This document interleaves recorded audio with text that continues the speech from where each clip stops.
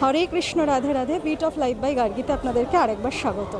অষ্টমী আর নবমী এসে যাওয়া মানেই শারদীয়ার বিদায় বেলায় এক পা বাড়িয়ে ফেলা হয়। তাই আর দেরি না করে আজকে বেরিয়ে পড়লাম সাউথ কলকাতার বিখ্যাত পুজোগুলির কিছু কভার করতে। কিন্তু ওই যে সেই এক বৃষ্টির এই গোলযোগ যে সেই লেগেছে তার থামার নাম নেই। যখন বেরোলাম বেশ খটখটে রৌদ্র, এইবার মাঝপথে গিয়ে দেখলাম বেশ গুরুম গুরুম শুরু করেছে। আর যথারীতি আজকের প্রথম দফায় বেশ বেগ পেতে হয়েছিল ভিডিও শুট করতে। অবশেষে বৃষ্টির মধ্যেই পূজা পরিক্রমা করতে হচ্ছে। না অবস্থা দেখুন, কলকাতা শহরের বৃষ্টির যেন কোনো শেষ নেই। আজকের এই আমরা চলে এসেছি একডালিয়া এভারগ্রিনের পুজোটা কভার করবো বলে, কিন্তু কি ভয়ানক বৃষ্টি দেখুন।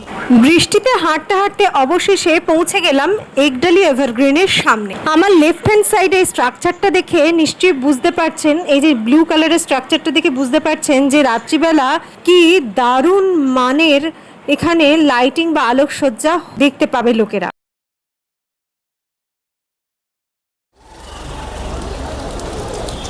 আমরা একডালিয়া এভারগ্রিনের সামনে চলে এসেছি।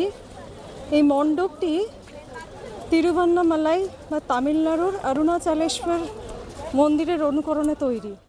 একডালিয়া এভারগ্রিন ক্লাব সার্বজনীন দুর্গোৎসব দক্ষিণ কলকাতার অন্যতম সেরা দুর্গাপুজো। তারা প্রতিবারই সরল অথচ মনোমুগ্ধকর আয়োজন করে। প্রতি বছর একডালিয়া এভারগ্রিন ক্লাব প্রাচীন চিত্রকলা এবং বিশ্ব ঐতিহ্যের নিদর্শনের প্রতিরূপকে থিম হিসেবে বেছে নেয়। অন্যান্য বড় পুজো যেখানে আধুনিক বা বিমূর্ত থিম গ্রহণ করে, একডালিয়া এভারগ্রিনের পরিচিতি হল ভারতের খ্যাতনামা মন্দির এবং ঐতিহ্যবাহী স্থাপত্যের প্রতিরূপকে গ্রহণ করা।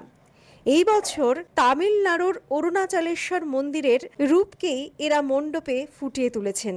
প্রতিষ্ঠিত হয়েছিল 1943 সালে। এবছর মানে 2025 সালের বয়স হয়ে দাঁড়ালো প্রায় 82 বছর। ঠিকানাটি হলো 15 একডালিয়া রোড, বালিগঞ্জ, গড়িয়াহাট, কলকাতা 7,19,000 সাউথ কলকাতা। মণ্ডপে ঢোকার মুখে এখানে দক্ষিণ ভারতীয় কায়দায় বিষ্ণু মূর্তি বানানো রয়েছে। ঝলমলে ঝাড়বাতি, বিশাল প্রবেশদ্বার এবং থিম ভিত্তিক আলোকসজ্জার জন্য এই পুজো ভীষণই বিখ্যাত। বিভিন্ন দেবদেবতার মূর্তি এখানে বানানো হয়েছে।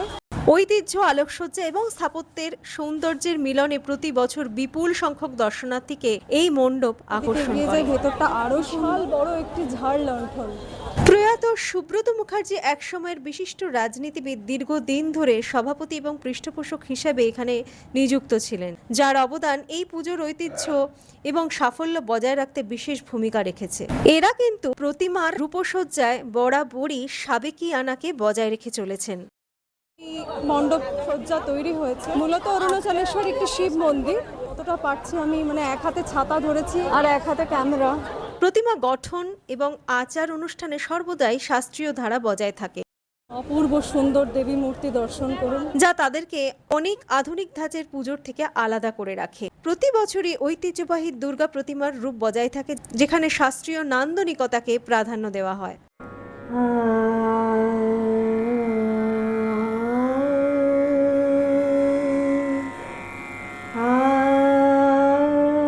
কাছ থেকে আপনাদেরকে এই কারুকার্যগুলি দেখাচ্ছি।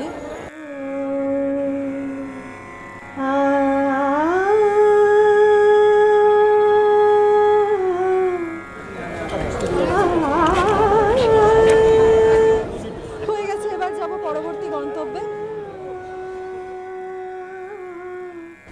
সমস্ত পার্কিংগুলো না এখানে বন্ধ। এই যে দেখতে পাচ্ছেন এই পার্কিং লটগুলো, আপাতত সমস্ত পার্কিং এখানে বন্ধ। আমাদেরকে রাস্তার উপরেই পার্কিং করাতে হয়েছে। কোথায় পার্কিং করিয়েছি সেটাও আপনাদেরকে দেখিয়ে দেবো। একডালিয়া এভারগ্রিন থেকে পার হয়ে এসে এই যে অপোজিটে দেখতে পাচ্ছি, এটি সিংহি পার্ক যাওয়ার রাস্তা। কি দুর্দৈব বলুন তো, মানে এক হাতে ছাতা এক হাতে ক্যামেরা। একডালিয়া দেখার পরই আমাদের পরবর্তী গন্তব্য ছিল সিংহি পার্ক সার্বজনীন। সিংহি পার্ক মণ্ডপের দিকে আমরা চলেছি। লাইটিংগুলো তো আর এখন দেখাতে পারবো না, রাতের বেলা এখানে ঢোকা ভীষণভাবে মুশকিল, যেহেতু এবারে বৃষ্টির জন্য পরিক্রমাটা শুরু করতে আমার দেরি হয়েছে। নাহলে দ্বিতীয়া তৃতীয়া থেকে শুরু করলে রাতের দিকে বা সন্ধ্যাবেলার দিকে এলে আপনাদেরকে এই লাইটিংগুলোকেও দেখাতে পারতাম। দেখুন কি দারুণ করেছে, একটা গোটা গাড়ি বানিয়েছে। সেখানে সার্কাসে যেমন খেলা দেখানো হয় তারই প্রতীকী বানানো হয়েছে। দেখুন একটি হাতি, সবই লাইটিং দিয়ে বানানো হয়েছে। সিংহি পার্কটা তো জানি, ইটালিয়া এভারগ্রিনের যে গলিটা তা পেরিয়ে এলেই রাস্তাটা ক্রস করি অপোজিটের গলিতে। প্রতি বছরই সাবেকি অপূর্ব দেবী মূর্তি এবং জাঁকজমকপূর্ণ মণ্ডপের নজর কাড়ে দক্ষিণ কলকাতার এই পুজোটি। এবছর এটি 84 বছরে পদার্পণ করলো। এবছরের থিম হলো নবচেতনায় অকাল বোধন। মণ্ডপ ভাবনায় রয়েছেন শিল্পী সুদীপ্ত মাইতি। প্রতিমা শিল্পী হলেন ভাস্কর শ্রী প্রদীপ রুদ্রপাল। আবহ সঙ্গীতের দায়িত্বে ছিলেন পণ্ডিত শুভেন চট্টোপাধ্যায়। মণ্ডপের আলোকসজ্জার দায়িত্বে রয়েছে উত্তীয় জানা ও টালিগঞ্জের বোস ইলেকট্রিক। অনবরত বৃষ্টি। যেহেতু এদের থিম অকাল বোধন, আর অকাল বোধনের সাথে রাবণের যোগসূত্র রয়েছে, তাই ঢোকার মুখেই রয়েছে 10 মাথাওয়ালা রাবণের শরীরের স্ট্রাকচার। খুব সুন্দর মণ্ডপটি বানিয়েছে।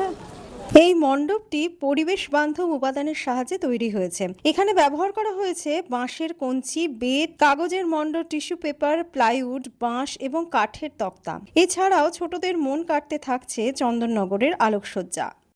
রামচন্দ্রের দুর্গাপুজোর প্রেক্ষাপটের ইতিহাসকেই তুলে ধরা হয়েছে এবারের সিংহি পার্ক সার্বজনীন পুজোতে। শিবভক্ত রাবণকে বিনাশ করতে দাশরথী শ্রী রামচন্দ্রকে অকালে দেবী দুর্গার বন্দন করতে হয়েছিল। প্রতিমা শিল্পী হলেন প্রদীপ রুদ্রপাল। সত্যি যেন চিন্ময়ী মা চিন্ময়ী রূপ পেয়েছেন শিল্পীর হাতের ছোঁয়ায়।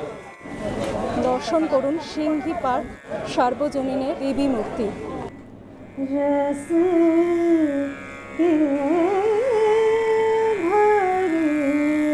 একটি প্রতীকী মূর্তি রাখা হয়েছে ছোট দুর্গা, তাঁকেই পুজো করা হচ্ছে। সন্ধি পুজোর প্রদীপ অলরেডি সুসজ্জিত।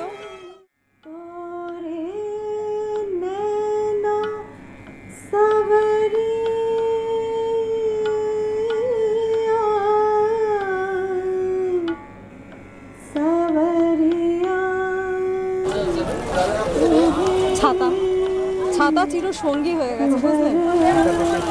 দেখুন ব্যাক সাইড দিয়ে যতটা দেখতে পাচ্ছেন, এই যে এই রাস্তার উপরে গাড়িটা পার্ক করেছিলাম। সিংহি পার্ক দেখা হলে আমরা এগিয়ে চললাম আমাদের পরবর্তী গন্তব্য বালিগঞ্জ কালচারাল অ্যাসোসিয়েশনের পুজো দেখতে। আবার শুরু হলো মুষলধার বৃষ্টি। এবার এসেছি বালিগঞ্জ কালচারাল অ্যাসোসিয়েশনের পুজোতে। এই যথারীতি মাথায় ছাতা দিয়ে দেখুন সরাসরি ছাত্রীটার জন্য একটু ফাঁকা আছে বটে। বালিগঞ্জ কালচারাল অ্যাসোসিয়েশনের পুজো।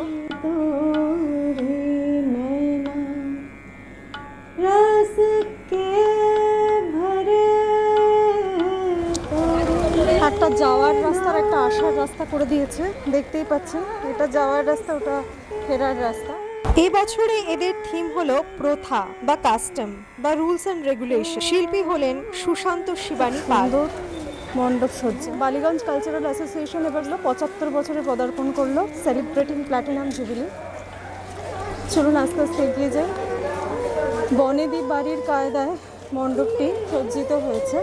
এখানে সমস্ত ডিটেলস দেওয়া রয়েছে, কারা কারা কী কী কাজে সাহায্য করেছে। আপনাদেরকে বলেছিলাম উপরে নিয়ে যাব, এটি মূলত ভিআইপি এন্ট্রি। আমার কাছে তো ভিআইপি পাস নেই, তাই উঠতে পারলাম না। এখান থেকে দেখিয়ে দিচ্ছি। কি অপূর্ব সুন্দর মণ্ডপ সজ্জা বলুন তো। এরকম বৃষ্টি ভালো লাগে।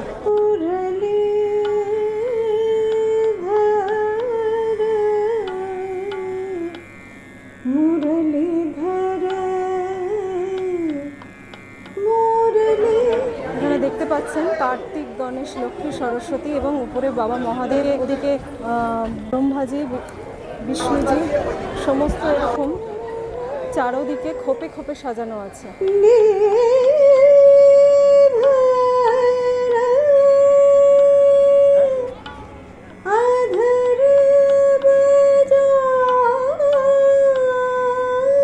খুব সুন্দর সাজানো। এটা এক্সিটের পথ। এবার ফিরে যাওয়ার পালা বালিগঞ্জ কালচারাল অ্যাসোসিয়েশনের থেকে। বুঝতেই পাচ্ছেন, মানে হাতে দুটো ফোন, একটা ছাতা, ওদিকে গাড়ির রাস্তা। পরবর্তী গন্তব্যে যাওয়া যাক। বালিগঞ্জ কালচারাল অ্যাসোসিয়েশন থেকে বেরিয়েই বেশ কিছুটা হেঁটে ঠিক রাস্তা ক্রস করে অপোজিটের গলিতে রয়েছে ত্রিধারা সম্মিলনীর দুর্গাপুজো। এখন কিন্তু ডিজিটাল পোস্টারের যুগ চলে এসেছে, সে আগের মতো ছাপানো হোর্ডিং নয়, ডিজিটাল হোর্ডিং এখন সব। পুজো দেখতে দেখতে তো একটু পিপাসাও পায়, তাই বালিগঞ্জ কালচারাল অ্যাসোসিয়েশন থেকে বেরিয়েই ক্যাফে কফি ডেটা আছে সেখানটায় চলে এসেছি। চলুন একটু গলা ভিজিয়ে নেওয়া যাক।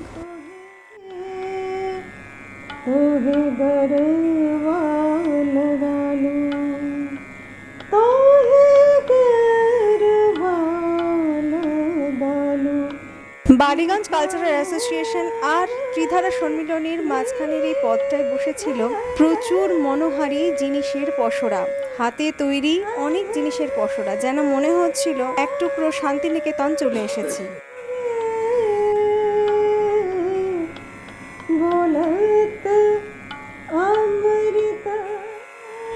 বালিগঞ্জ কালচারাল থেকে বেরিয়েই অপোজিটেই কিন্তু রয়েছে ত্রিধারা সম্মিলনী, তো আমরা সেদিকেই যাচ্ছি।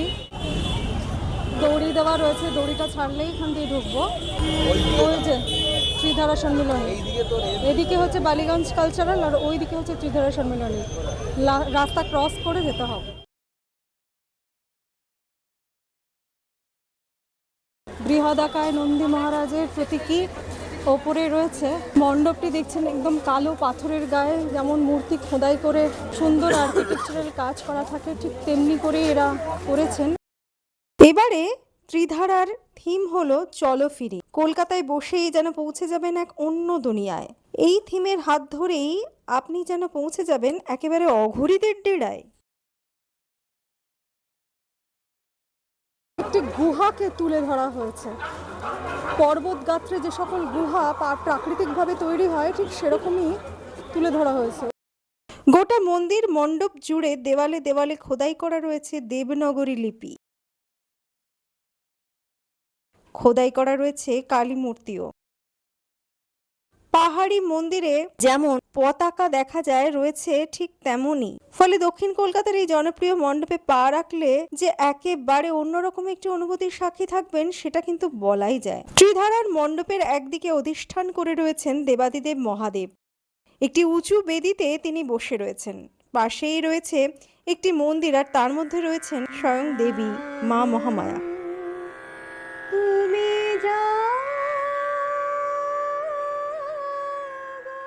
ত্রিধারা সম্মিলনীর এবারের গোটা থিমের ভাবনা করেছেন এবং বানিয়েছেন রাষ্ট্রপতি পুরস্কারপ্রাপ্ত শিল্পী গৌরাঙ্গ কুইলার। তিনি এই মণ্ডপের প্রতিমা শিল্পীও বটে। এবার পুজোয় এই ক্লাবের তরফে দর্শনার্থীদের জন্য রাখা হয়েছে আরও একটি চমক। গত 26শে সেপ্টেম্বর থেকে অঘরীদের লাইভ পারফরমেন্স এখানে দেখা যাবে। ত্রিধারা তাদের চলফেরি থিমের মাধ্যমে শিব তাণ্ডবকে তুলে ধরতে চেয়েছেন।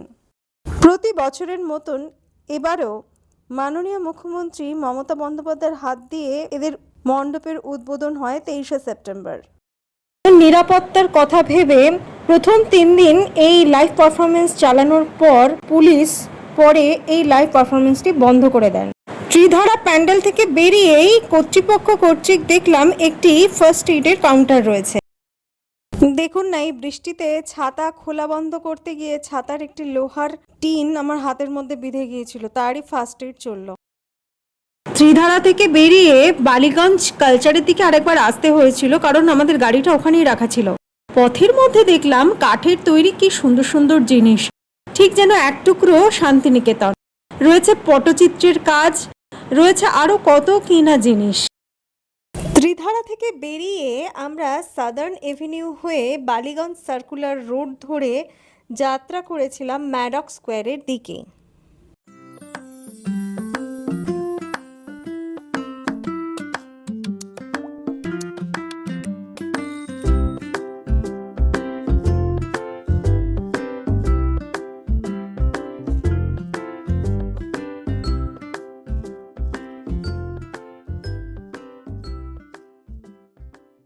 এবার যাচ্ছি সেই বিখ্যাত ম্যাডক স্কোয়ারের দিকে।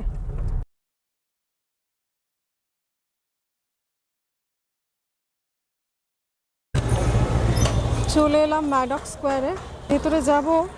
ম্যাডক স্কোয়ার নিয়ে বাঙালির আবেগ, অনুভূতি, উত্তেজনা এবং ইমোশনের শেষ নেই। বিশেষ করে ইউথ প্রজন্ম বা যুব প্রজন্ম এখানে এসে যেন নিজেদের এক অন্য রকমের রঙে রাঙিয়ে তোলে। অনেক অনেক বছর আগের থেকেই এখানে রীতিমতো বিভিন্ন আঙ্গিকের গান এবং বিভিন্ন বাদ্যযন্ত্রের ভালো মহড়া চলত, তা দেখতে দূর দূরান্ত থেকে লোকজন ছুটে আসতো। আর এখন সেইগুলোকে একদম লাইভ পারফরমেন্স হিসাবে মানুষের কাছে তুলে ধরার জন্যই নির্মিত হয়েছে রীতিমতো স্টেজ। আসছে বড় বড় মিডিয়া। তাই ম্যাডক স্কোয়ার কিন্তু একটি মাঠ নয়, বরং বাঙালির উৎসব স্মৃতির অমূল্য ভান্ডার, যেখানে দুর্গোৎসবের আলোয় প্রতিটি হৃদয় আলোকিত হয়ে ওঠে। আর শরৎ এলেই ম্যাডক স্কোয়ার হয়ে ওঠে দক্ষিণ কলকাতার প্রাণকেন্দ্র, যেখানে ভক্তি, আড়ম্বর আর মিলন মেলার রং মিশে যায় একাকার হয়ে। ঢাকের বাদ্য, আলোর ঝলকানি, সন্ধ্যাবেলার মায়ের আরতি আর প্যান্ডেলের ভিড়, ম্যাডক স্কোয়ার যেন বাঙালির উৎসব আবেগের সবচেয়ে উজ্জ্বল প্রতীক। প্রজন্মের পর প্রজন্ম ধরে ম্যাডক স্কোয়ার দুর্গোৎসব বাঙালির কাছে একটি দর্শন শুধু নয়, এক চিরন্তন অনুভূতির নাম। এখানে এসে মনে হয় দেবী দুর্গা নিজেই নেমে এসেছেন ভক্তদের ভিড়ের মাঝে, আলো, আনন্দ আর ভক্তির জোয়ারে ভেসে যেতে। এখানে মায়ের সেই চিরন্তন সাবেকি রূপ একেবারে যেন সত্যিকারেরই মৃন্ময় রূপ, চিন্ময় রূপে প্রকাশ পেয়েছে। দর্শন করুন ম্যাডক স্কোয়ারের অপূর্ব দেবী মূর্তি এবং অপূর্ব বা আলোকসজ্জা।